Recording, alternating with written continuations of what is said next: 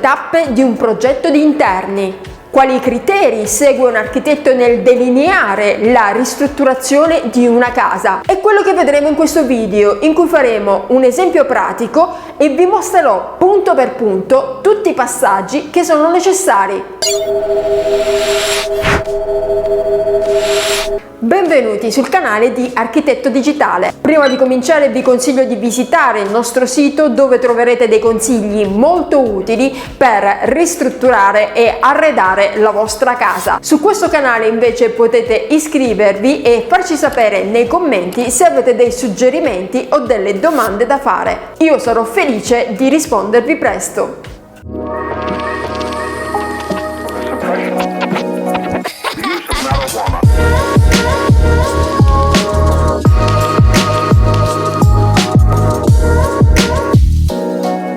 L'appartamento che progetteremo in questo video è un piccolo bilocale di 60 metri quadrati. La casa si trova nella periferia di Milano. I proprietari sono una giovane coppia di ragazzi. Cominceremo subito con l'analisi dello stato esistente, e cioè faremo una sorta di diagnosi dell'appartamento. Poi vedremo una per una tutte le esigenze dei proprietari. Infine passeremo al progetto creativo vero e proprio. Quindi cominciamo subito con l'analisi. Questo è l'appartamento in 3D che andiamo a ristrutturare. Qui siamo nel soggiorno e questo è l'ingresso. Nell'appartamento c'è solo una vecchia cucina. Da questa porta si accede poi ad un piccolo corridoio che porta nel bagno e nella camera da letto.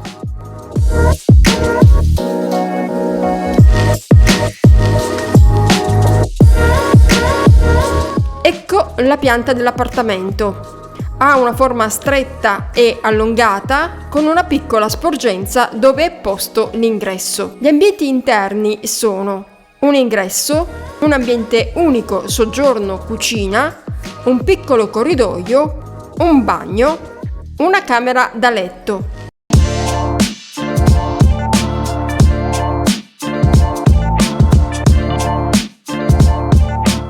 Questo è uno spaccato della struttura. I muri presenti all'interno hanno tutti lo spessore di 10 cm. Non sono quindi dei muri portanti, sono solo dei divisori. Dunque, se vorremmo, potremo rimuoverli senza alcun problema. L'ambiente unico soggiorno e cucina ha un'ampia vetrata su un balcone, mentre la camera da letto ha una finestra. Il bagno e il disimpegno invece sono ciechi.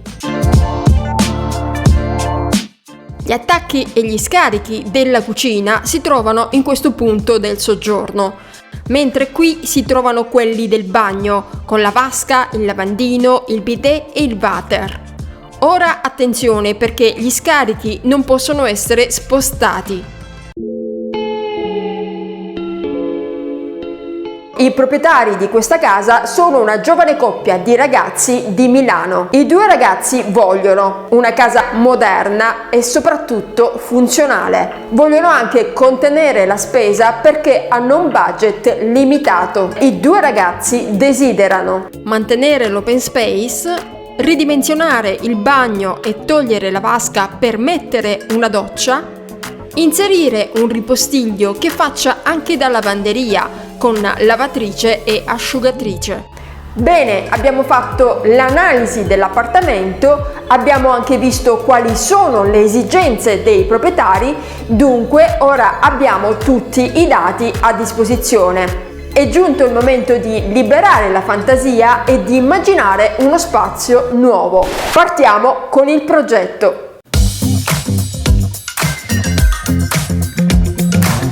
Riportiamo in un disegno in scala la pianta esistente.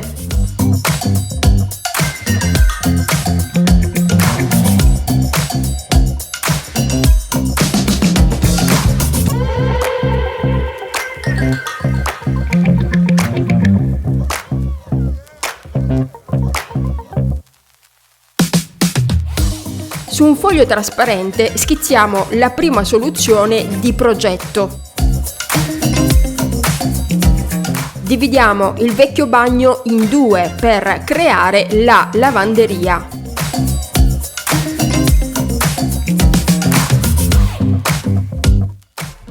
Eccola qui. Questa è la soluzione più scontata e meno impegnativa perché divide semplicemente in due il vecchio bagno. Il resto rimane com'era. Nella seconda soluzione di progetto spostiamo il disimpegno al centro.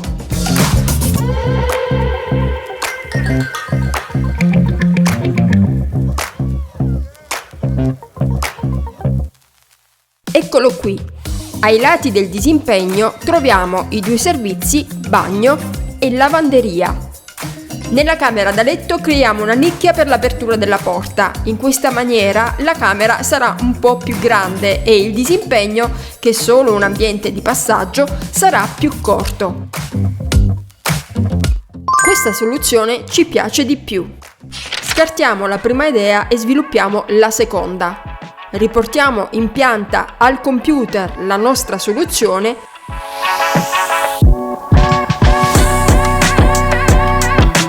e questo è il risultato in 3D.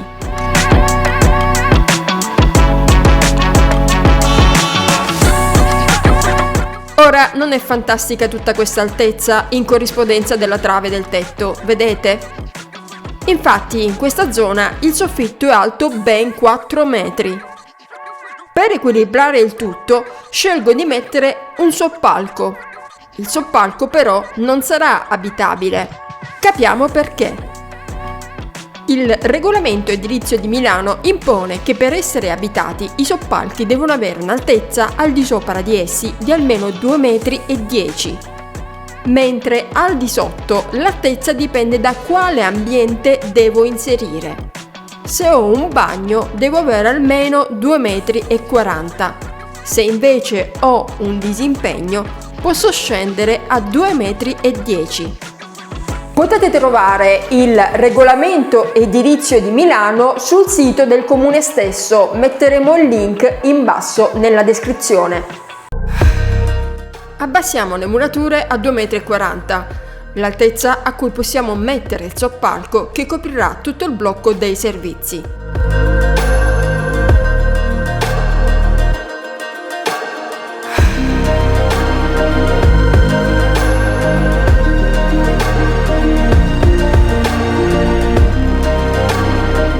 Come vedete, l'altezza che abbiamo sopra il soppalco non è sufficiente per essere abitabile. Dunque, questo sarà soltanto un escamotage estetico per rendere più gradevoli gli ambienti interni. Ora prolunghiamo le murature del disimpegno per creare delle nicchie nel soggiorno. In questo modo incasseremo tutti gli elementi della cucina.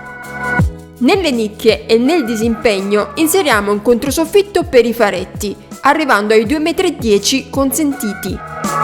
Facciamo la stessa cosa nell'ingresso, dove nella muratura accanto incasseremo la parete attrezzata. Mettiamo una balaustra in vetro sul soppalco, sia nel soggiorno che nella camera da letto. Un piccolo appunto su questa idea. È chiaro che nessun ospite della casa può salire sul soppalco per andare a spiare dal vetro quello che accade in camera da letto ed è per questo che i nostri clienti hanno accettato la nostra proposta. Per qualcun altro però magari l'idea sarebbe potuta sembrare un po' spinta.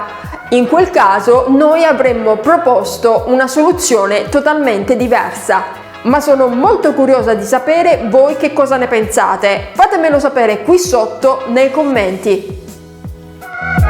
Nel frattempo abbiamo sostituito gli infissi interni ed esterni mantenendo il colore bianco.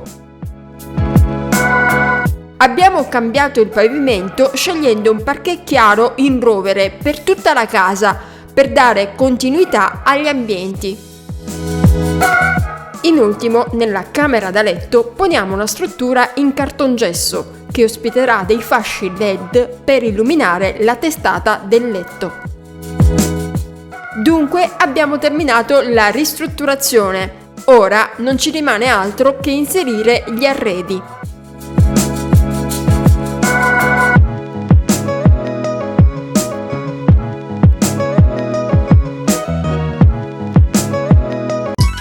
Partiamo con l'ambiente unico soggiorno cucina. Inseriamo le basi, i pensili, le colonne frigo e forno, il tavolo, le sedie, la lampada sul tavolo, completiamo con le tende e infine accendiamo l'illuminazione.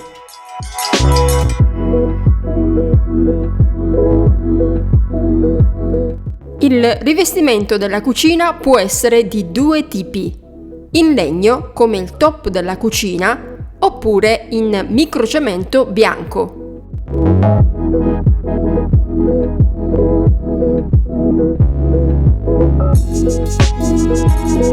Il microcemento è assolutamente impermeabile e resiste molto bene agli urti. È molto bello perché non ha bisogno di giunti o di fughe per essere applicato. Dunque queste superfici continue conferiscono agli ambienti una sorta di pulizia estetica davvero notevole. Spostiamoci dall'altra parte del soggiorno. Dopo l'illuminazione inserisco il divano, la parete attrezzata con un mobile a libreria che contiene la TV. Per la parete attrezzata abbiamo cercato anche altre soluzioni. Alla fine abbiamo preferito questa con la libreria.